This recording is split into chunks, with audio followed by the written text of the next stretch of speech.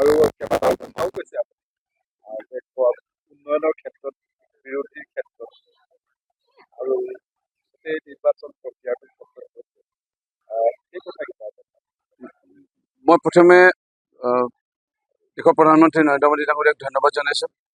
তেখেত দায়িত্ব লোৱাৰ পিছৰ পৰাই সমগ্ৰ দেশৰ লগতে আমাৰ উত্তৰ পূৰ্বাঞ্চল আৰু অসমৰ যি বিকাশৰ এখন ছবি আমি দেখা পাইছোঁ। আজি এই বিকাশৰ ছবি মৰিয়নি সমষ্টিটো ৰাইজে দেখা পাইছিল। ইয়াৰ প্ৰতিও ৰাইজে সঁহাৰি জনালে আৰু আমাৰ পক্ষত ভোটদান কৰিলে। মাননীয় মুখ্যমন্ত্ৰী ডক্টৰ হিমন্ত বিশ্ব শৰ্মা ডাঙৰীয়াক শতকোটি প্ৰণাম জনাম। তেখেতক বহুত বহুত ধন্যবাদ জ্ঞাপন কৰিছোঁ। তেখেতৰ যি দূৰদৰ্শী চিন্তা, তেখেতৰ ত্যাগ কষ্ট আজি শলাগ ল'বই লাগিব। যাৰ ফলত আজি অসমে এটা নতুন ৰূপ দেখা পাইছে। গুলি নুফুটা বম নুফুটা অসমে হওক।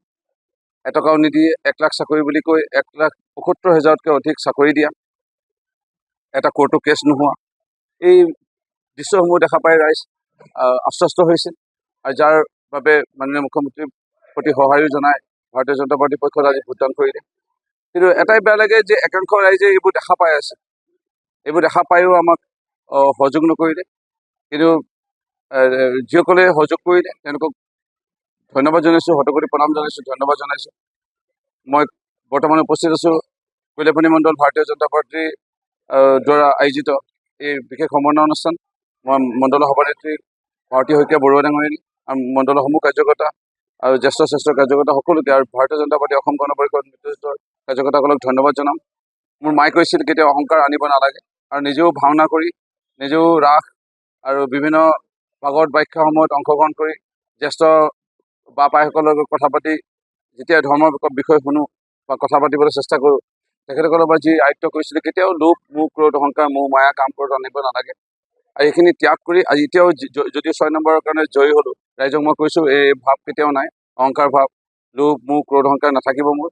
আৰু আগত যেনে কষ্ট কৰিছিলোঁ 24 ঘণ্টাৰ ভিতৰত 16 ঘণ্টা 18 ঘণ্টা, এতিয়াও সেই 16 ঘণ্টা 18 ঘণ্টা তাতকৈ অধিক সময় দিয়াৰ চেষ্টা কৰিম আৰু কাম কৰি যাম। বিৰোধীৰ কাৰণে খালি এটা দুখৰ বাৰ্তা আছে। আমি হিন্দু ধৰ্মৰ মানুহ, আমি শাস্ত্ৰ ভাগৱতৰ লগতে আমি ৰাখি ফলকো মানি চলোঁ আৰু সেই ৰাখি ফলৰ মতে মই আৰু 3বাৰ মৰিয়নি সমষ্টিৰ বিধায়ক হ'ম। সেইকাৰণে 15 বছৰ ধৰি তেওঁলোকে অকণমান অপেক্ষা কৰিব লাগিব। তাৰপিছত এটা কথা খালি জ্যোতিষী মতে মোক ক'লে, ৰাখি ফলত আছে যে আপুনি 3বাৰতো বিধায়ক হ'বই, তাৰপিছত আপোনাৰ ইচ্ছা অনুসৰি ইয়াত বিধায়ক হ'ব, আপুনি যাক বিচাৰে তেওঁহে হ'ব। সেইকাৰণে বিৰোধীৰ কাৰণে এইটো এটা বেয়া বাৰ্তা।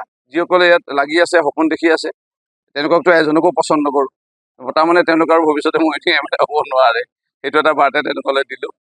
আৰু বিশেষ নাই, মই আনন্দিত আৰু খুব কষ্ট। বিৰোধী যিসকলে বিৰোধিতা কৰিছে তেওঁলোকৰ এলেকাত যাতে আপুনি এই কথা কৈছে যে 3 বছৰলৈ তেওঁলোকে অত্যন্ত 2 বছৰ যিসকলে ভোটদান কৰিছে তেওঁলোকৰ তাত প্ৰথম 2 বছৰ ধৰি অগ্ৰাধিকাৰ ভিত্তিত তাত কাম হ'ব।